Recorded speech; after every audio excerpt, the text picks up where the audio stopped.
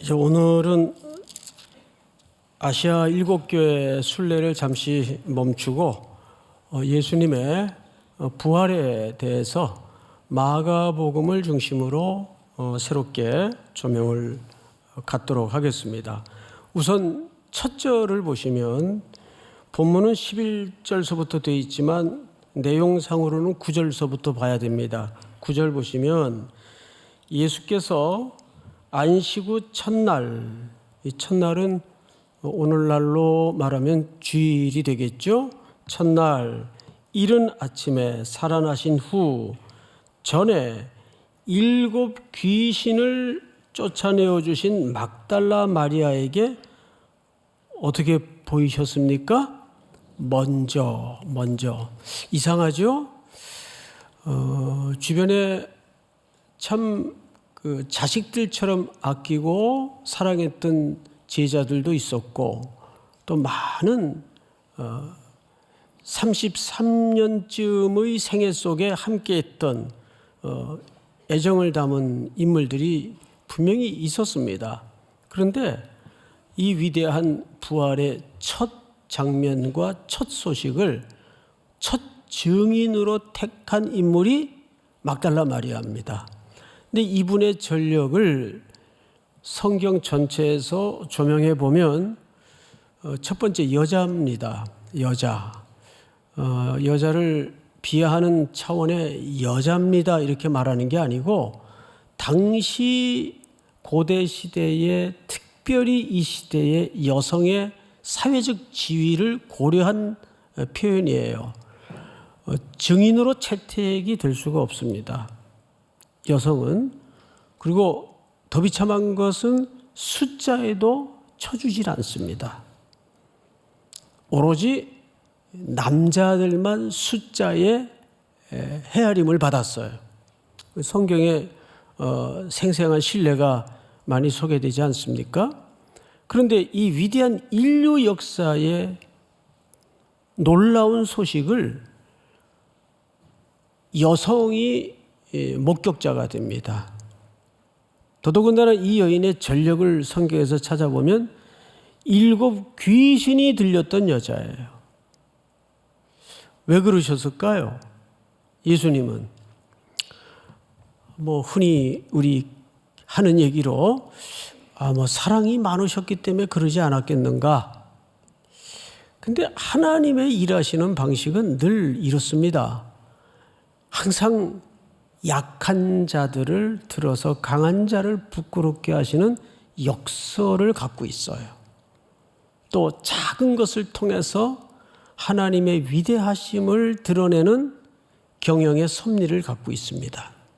이 여인의 역할을 이제 우리가 조금 더 진전해서 보도록 하겠습니다. 10절을 보실까요? 마리아가 가서, 이거 다른 마리아가 아닙니다. 앞에 마리아입니다.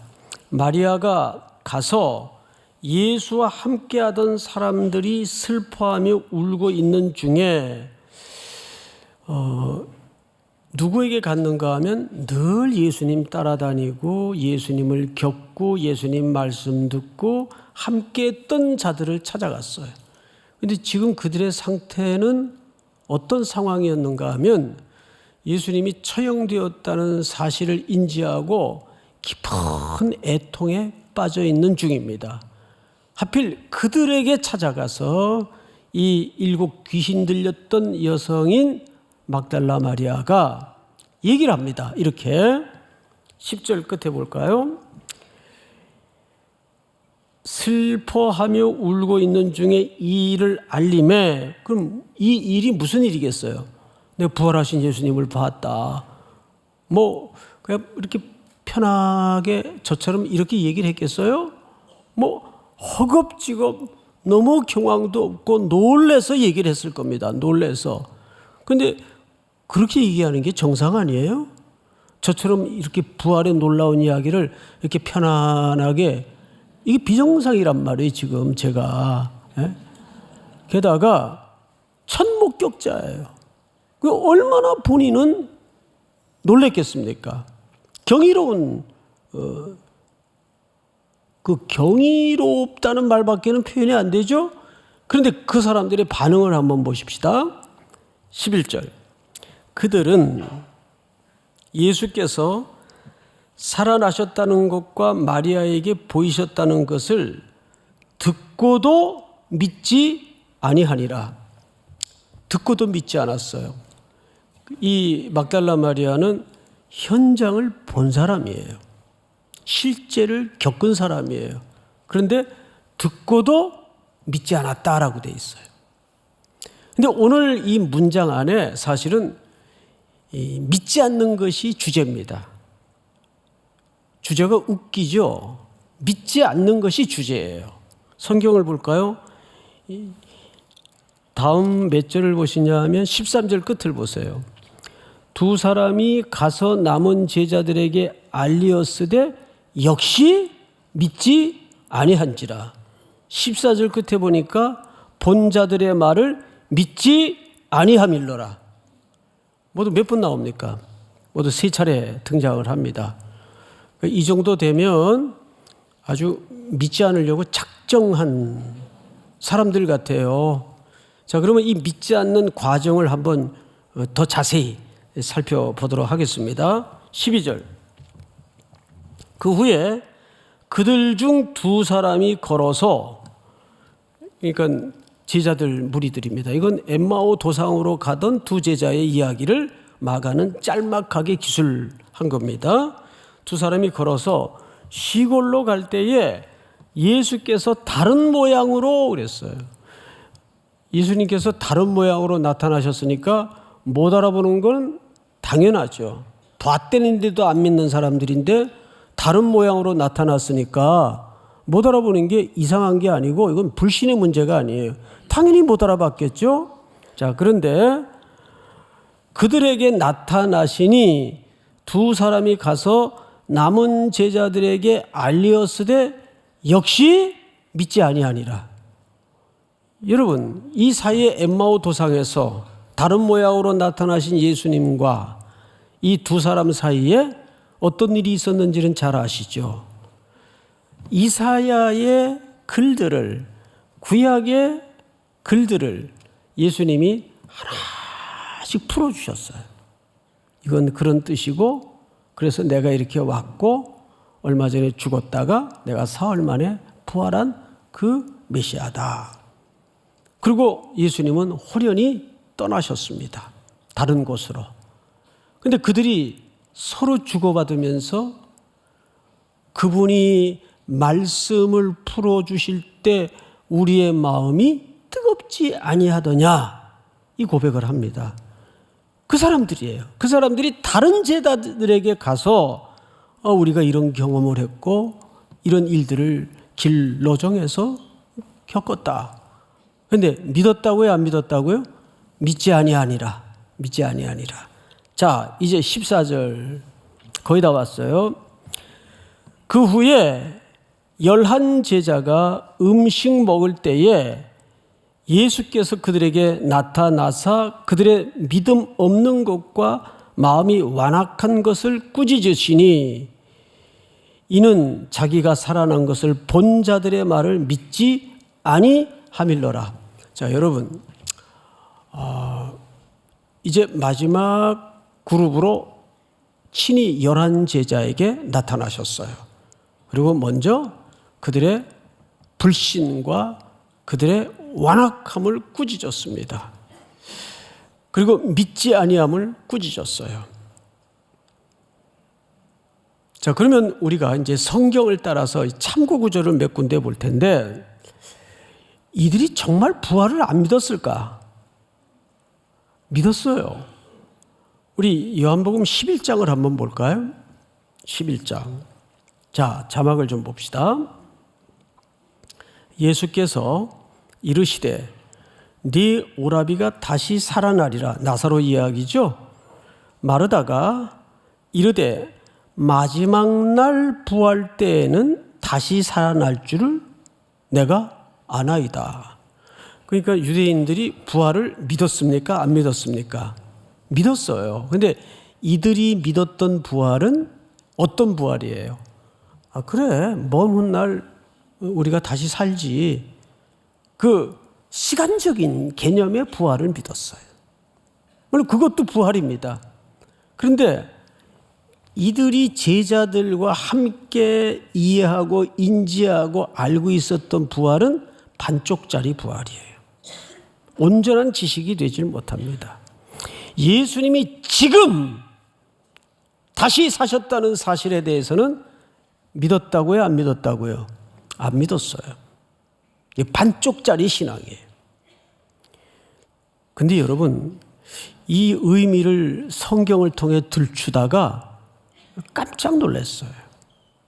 그건 제자들의 이야기 이전에 오늘 우리의 모습이기도 하구나. 우리는 부활을 먼 훗날 주님 다시 오실 때 죽은 자들이 다 일어날 것이다. 그것도 맞겠죠. 그런데 오늘이라는 현실에서 사도 바울의 고백처럼 정말 부활의 권세와 부활의 능력으로 우리가 일상을 살아내고 있는가. 제가 고난주간 기간 중에 이런 말씀을 드렸어요.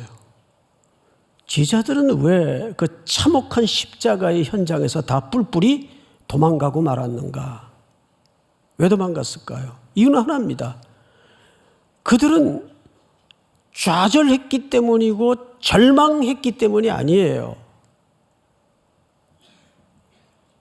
잘못된 희망을 갖고 있었기 때문입니다. 그렇죠? 절망도 무섭고 좌절도 무섭지만 더 무서운 것은 잘못된 희망이에요. 제자들은 다음 구절을 좀 볼까요? 성경을 몇 절을 보시냐 하면 마가복음 우리 9장을 좀 보십시다. 9장 자막을 보세요.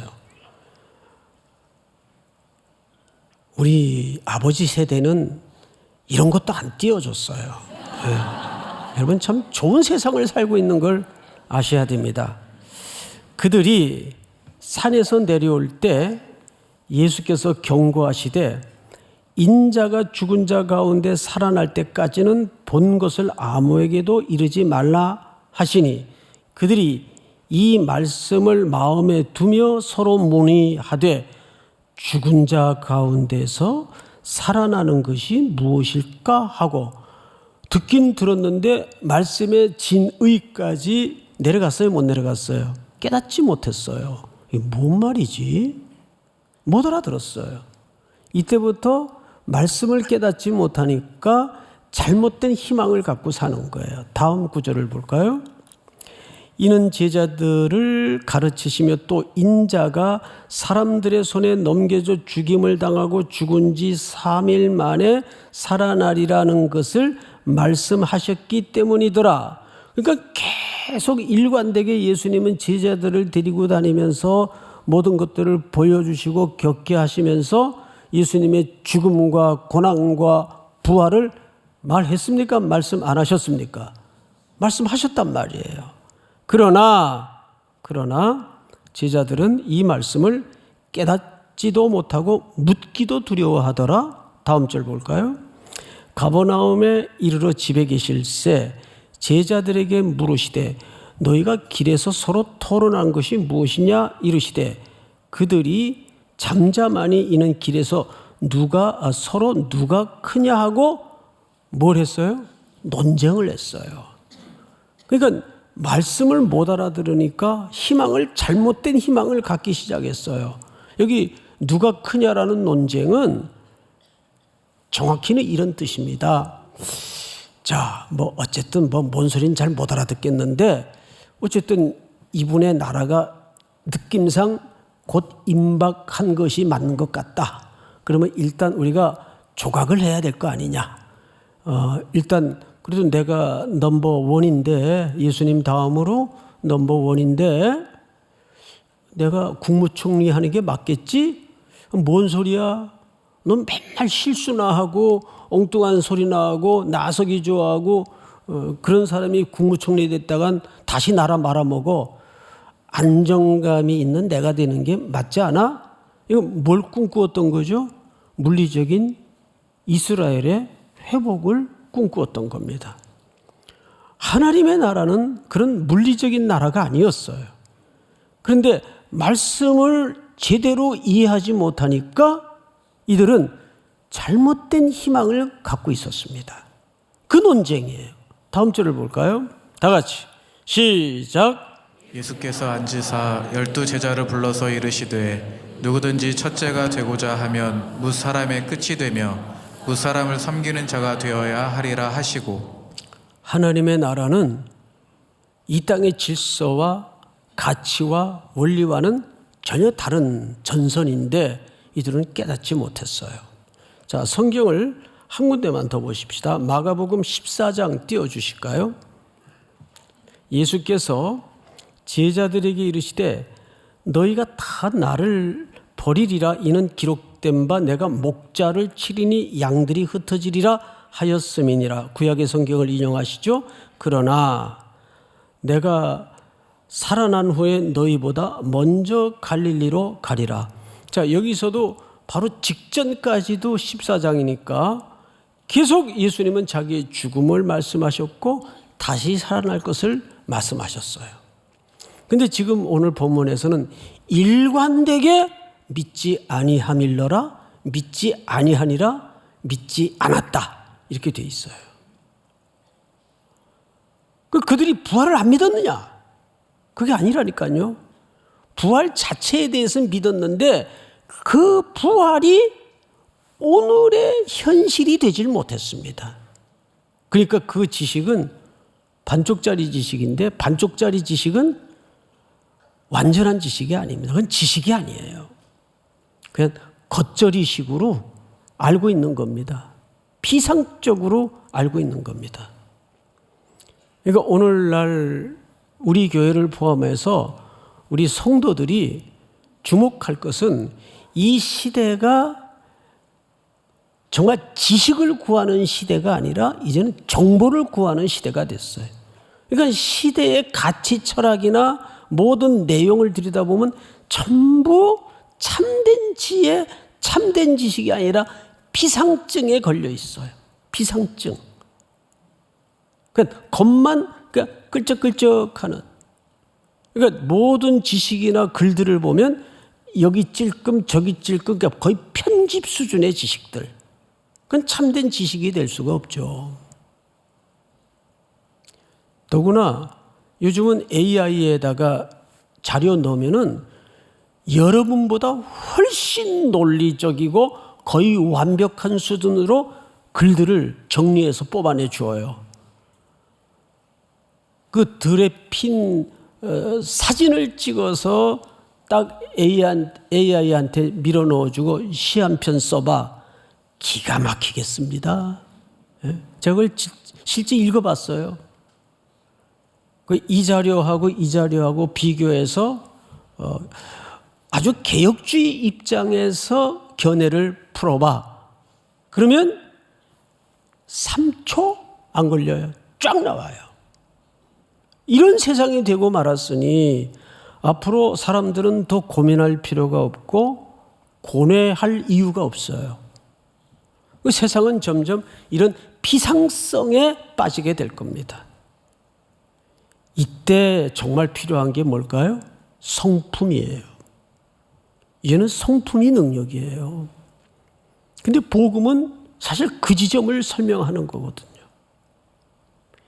우리는 그럴수록 하나님의 말씀을 하나님과 깊이 대면해서 묵상하는 세계를 놓쳐서는 안 됩니다. 믿습니까?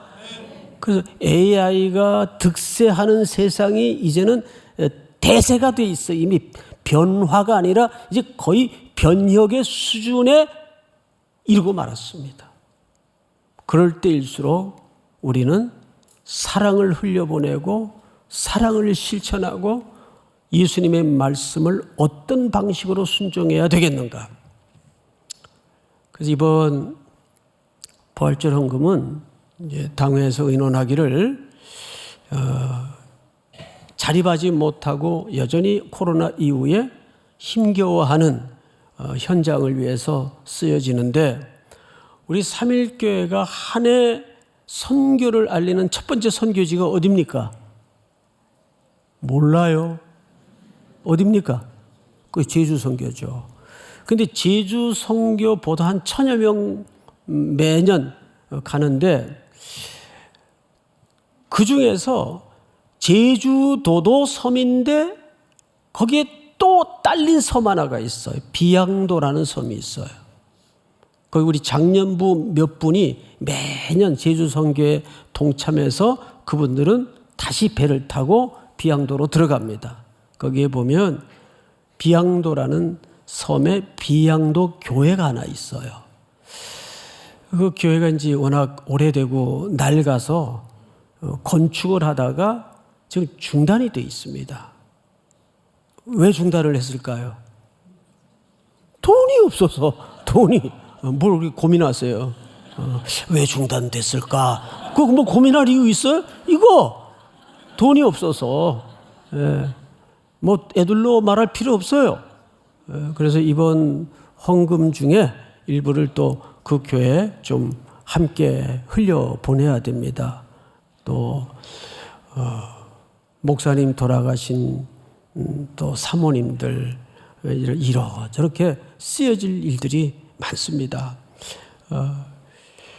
오늘 그것이 왜 부활을 현실로 사는 일일까? 여러분, 바로 그것이 부활을 현실로 사는 이유입니다.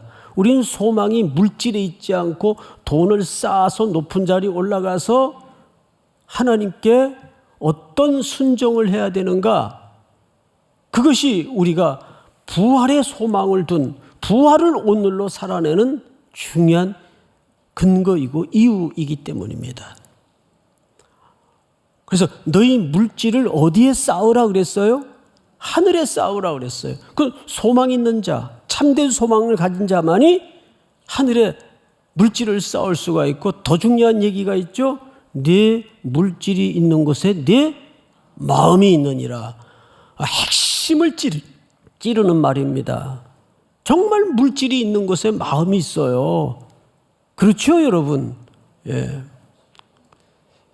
그러니까 우리는 이 땅에 돈을 버는 목적과 이유가 부활의 바른 소망을 가진 자라면 달라야 됩니다.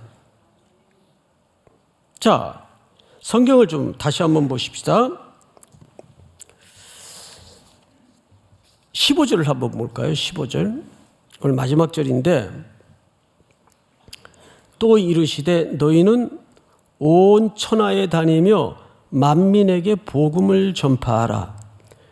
이게 이제 참 성경의 어려운 지점입니다. 아니 뭐 천하에 다니면서 만민에게 복음을 전하라는 말이 왜 어려울까?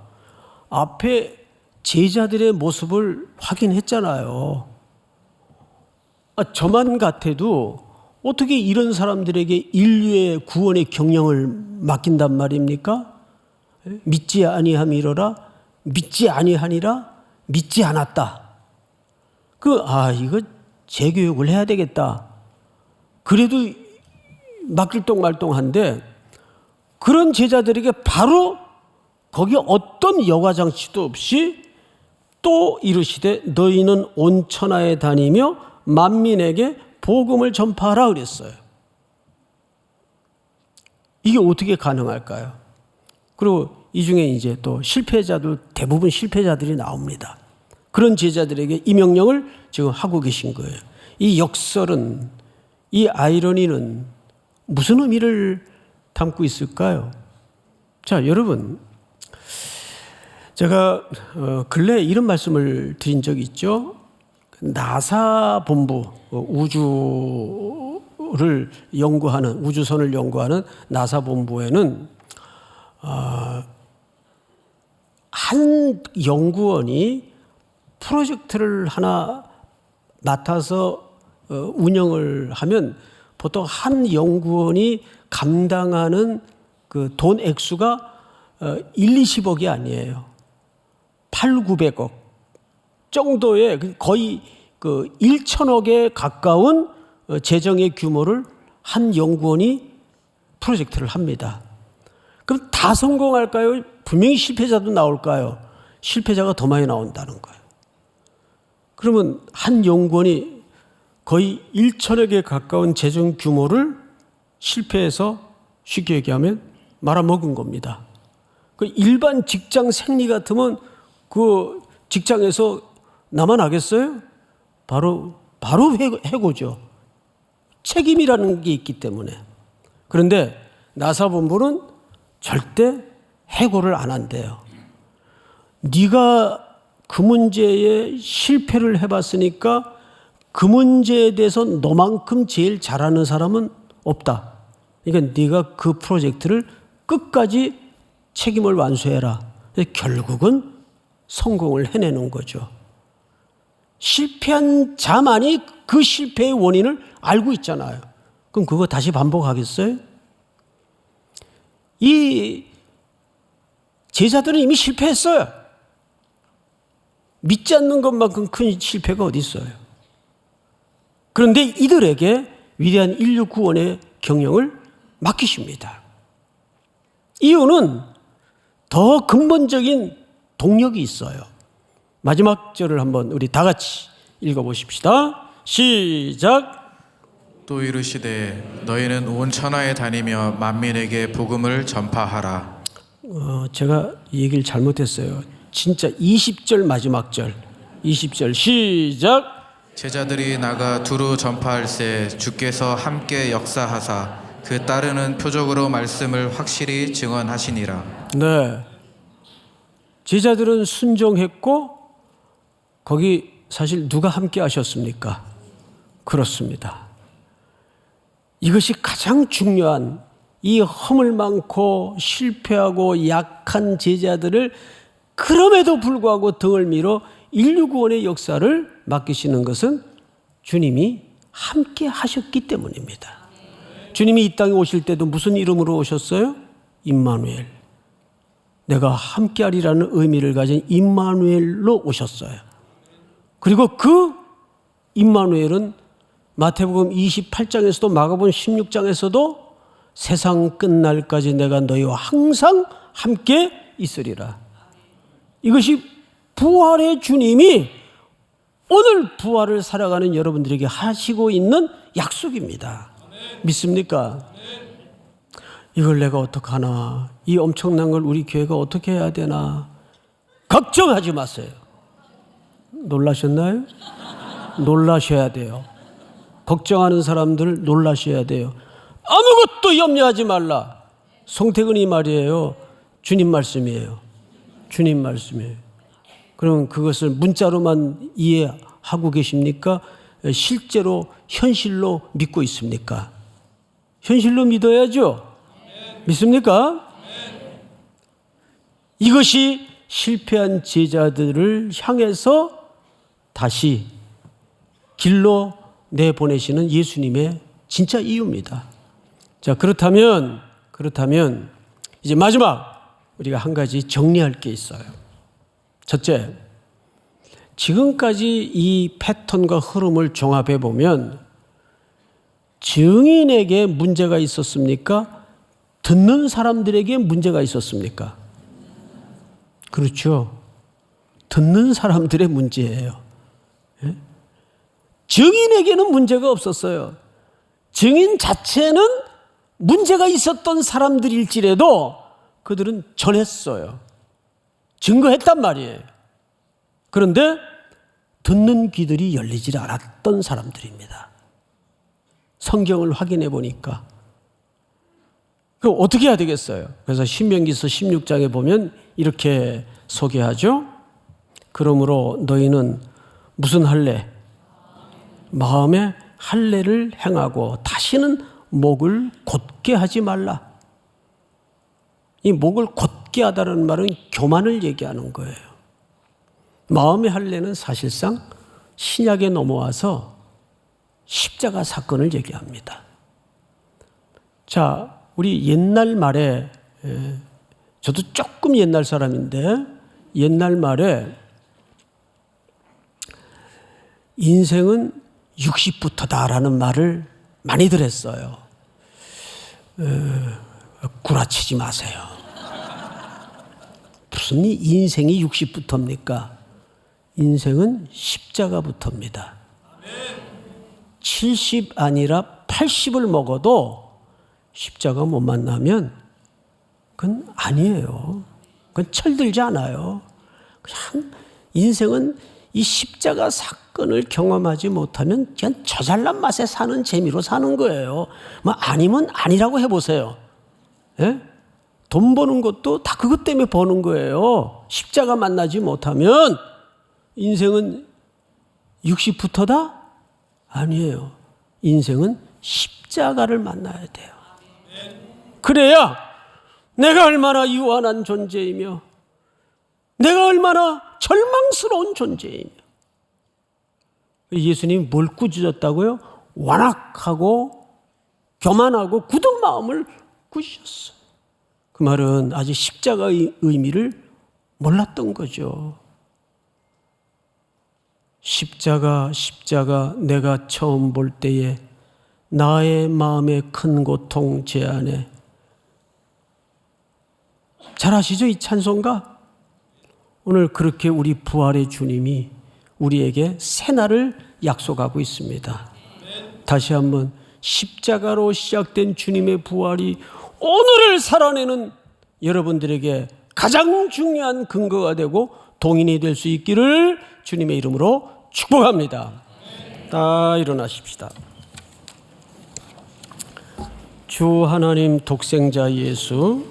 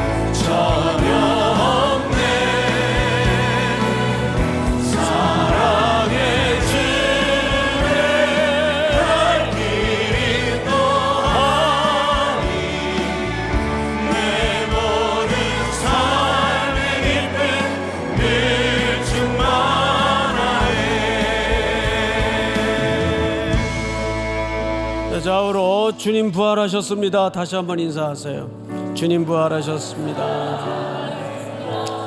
기도하겠습니다.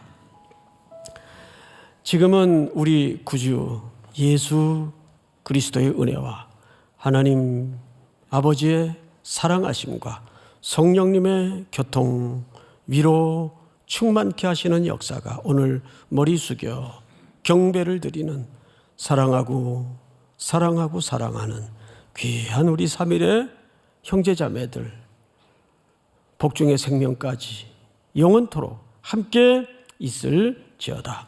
아멘.